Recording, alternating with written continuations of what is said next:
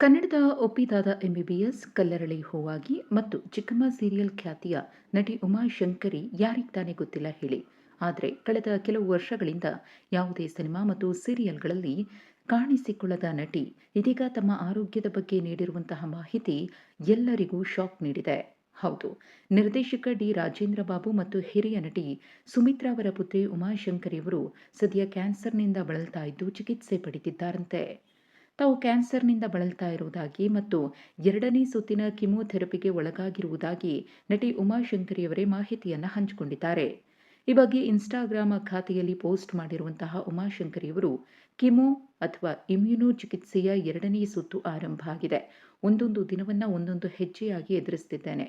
ಕಷ್ಟಕರವಾದ ದಿನಗಳನ್ನು ಹೇಗೆ ಎದುರಿಸಬೇಕು ಎಂಬುದನ್ನು ಕಲಿತಿದ್ದೇನೆ. ದೈಹಿಕವಾಗಿ ಚೇತರಿಸಿಕೊಂಡಂತೆ ಅನಿಸುವ ದಿನಗಳನ್ನು ಸಂತೋಷದಿಂದ ಆಚರಿಸುತ್ತಿದ್ದೇನೆ. ಯಾವಾಗಲೂ ನನ್ನ ಬೆನ್ನಿಗೆ ನಿಂತಿರುವ ನನ್ನ ಕುಟುಂಬಕ್ಕೆ ಹಾಗೂ ಪ್ರೀತಿ ಬೆಂಬಲ ನೀಡುತ್ತಿರುವ ನನ್ನ ಅಭಿಮಾನಿಗಳಿಗೆ ಹೃತ್ಪೂರ್ವಕ ಧನ್ಯವಾದಗಳು. ನಾನು ಧೈರ್ಯದಿಂದ ಮುಂದೆ ಸಾಗುತ್ತಿದ್ದೇನೆ, ಚೇತರಿಸಿಕೊಳ್ಳುತ್ತಿದ್ದೇನೆ ಮತ್ತು ನನ್ನ ಪ್ರಗತಿಯತ್ತ ಸಂಪೂರ್ಣ ಗಮನ ಹರಿಸಿದ್ದೇನೆ. ಪ್ರಗತಿ ಎಂದರೆ ಪರಿಪೂರ್ಣತೆಯಲ್ಲ, ಆದರೆ ಅದು ನಿಜವಾದ ಹೆಜ್ಜೆ ಆಗಿದೆ ಅಂತ ನಟಿ ಉಮಾಶಂಕರಿಯವರು ಬರೆದುಕೊಂಡಿದ್ದಾರೆ. ಇನ್ನು ನಟಿ ಉಮಾಶಂಕರಿಯವರು ಆದಷ್ಟು ಬೇಗ ಗುಣಮುಖರಾಗಲಿ ಅಂತ ಹೇಳಿ ಅವರ ಅಭಿಮಾನಿಗಳು ಮತ್ತು ಚಿತ್ರರಂಗದ ಗಣ್ಯಾತಿ ಗಣ್ಯರು ಶುಭ ಹಾರೈಸುತ್ತಿದ್ದಾರೆ.